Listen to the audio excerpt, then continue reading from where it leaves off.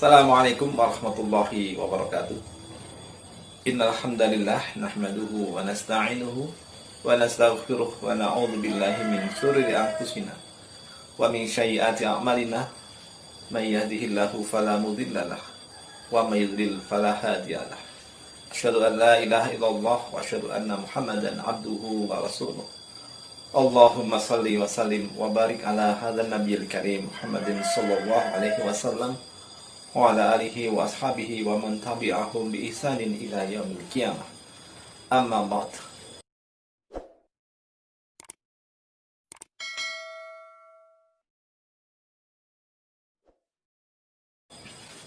Sahabat-sahabat rahimakumullah, barangkali di antara kita sudah terbiasa dengan membeli barang dengan cara kredit atau tidak tunai. Misalnya beli mobil, beli motor, atau barang-barang yang lainnya. Menurut Islam, membeli barang dengan cara kredit itu hukum asalnya adalah boleh, tetapi menjadi haram ketika tidak memenuhi syarat atau ketika di situ ada akad yang double. Kebanyakan akad double ini terjadi untuk pembelian yang melalui istilahnya adalah leasing. Sebagai ilustrasinya, biasanya kalau kita mau membeli motor misalnya, kita datang ke dealer A, kita tawar-menawar dengan masa atau tingkat tertentu, kemudian harga tertentu, cicilan tertentu. Dan setelah motor itu datang ke rumah, maka tibalah waktunya untuk membayar secara cicil atau secara kredit tiap bulannya. Dan biasanya kita mencicil atau membayar kreditnya itu bukan ke tempat dealer di mana kita membeli kendaraan tersebut, tetapi membayar kepada leasing tertentu yang pada mulanya ketika akad jual beli motor itu tidak ada atau tidak hadir dalam transaksi tersebut, tetapi akhirnya kita membayar uang cicilan pembelian motor tersebut pada leasing tersebut. Nah, ternyata dalam kasus seperti ini adalah istilahnya dileasingkan.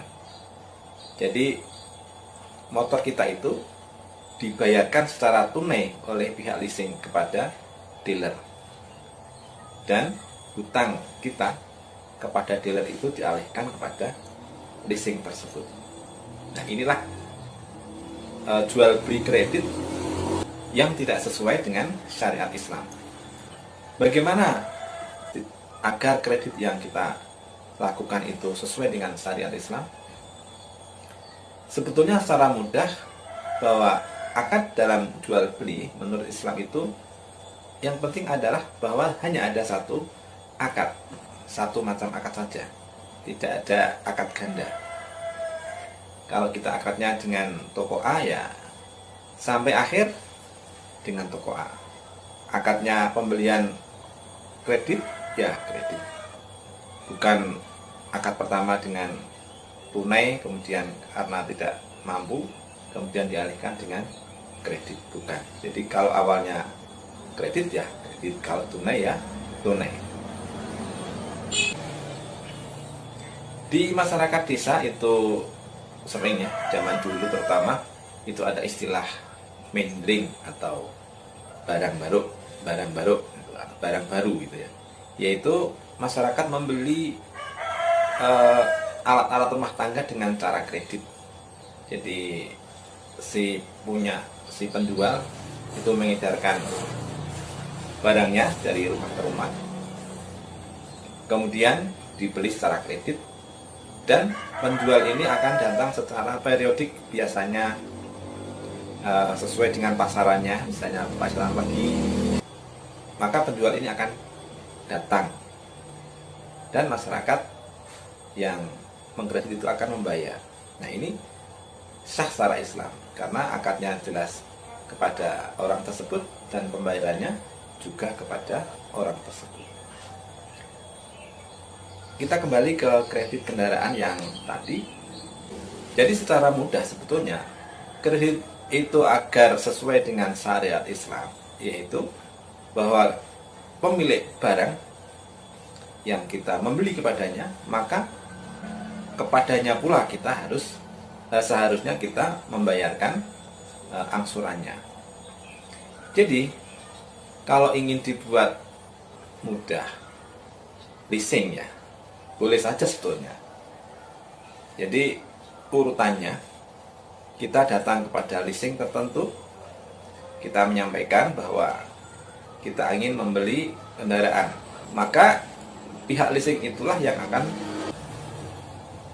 datang ke dealer untuk membeli barangnya, untuk beli motornya. Maka leasing itu membeli dengan cash. Otomatis motor itu sudah menjadi milik leasing, dan kita akadnya membelinya kepada leasing tersebut. Nah, kalau seperti ini, insya Allah sudah sesuai dengan syariat. Sering para sales itu mengatakan leasing konvensional dengan syar'i sama saja. Ya, harus kita bedakan ya. Jadi sebetulnya tidak memakai istilah leasing syar'i pun, asal metode pembayarannya seperti tadi, yaitu kita membeli kepada leasing, kemudian leasing yang membeli barang kepada dealer.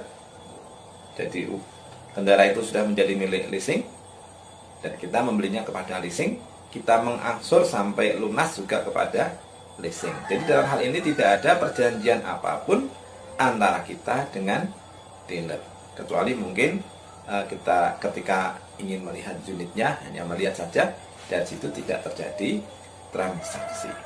Jadi sebetulnya mau pakai leasing itu juga bisa halal menurut Islam, dan sebetulnya juga tidak ribet. Yang penting adalah bahwa akad kita itu hanya ada satu kepada pihak tertentu, dan kita melunasinya adalah kepada pihak tertentu tersebut atau kepada leasing tersebut. Sahabat-sahabat, jangan sampai hari ini kita yang penting harganya murah, sama saja yang memberikan leasing ataupun langsung ke dealer, yang penting cicilannya seberapa. Tidak. Jadi di sini yang ditekankan bukan berapa harganya, apakah lebih mahal atau lebih murah, tetapi bagaimana akad itu terjadi. Seperti misalnya pernikahan ya, di KUA dan di catatan sipil, itu yang membedakan adalah akadnya. Kemudian yang kedua, syaratnya adalah tidak ada denda.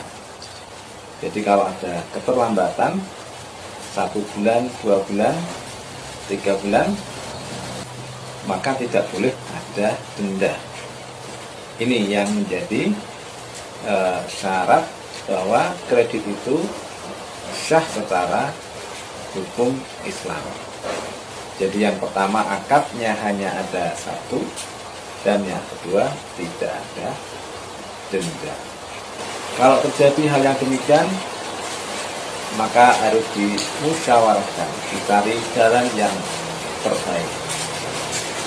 Apalagi kemudian dilanjutkan dengan penyitaan. Ini betul-betul tidak sesuai dengan syariat Islam.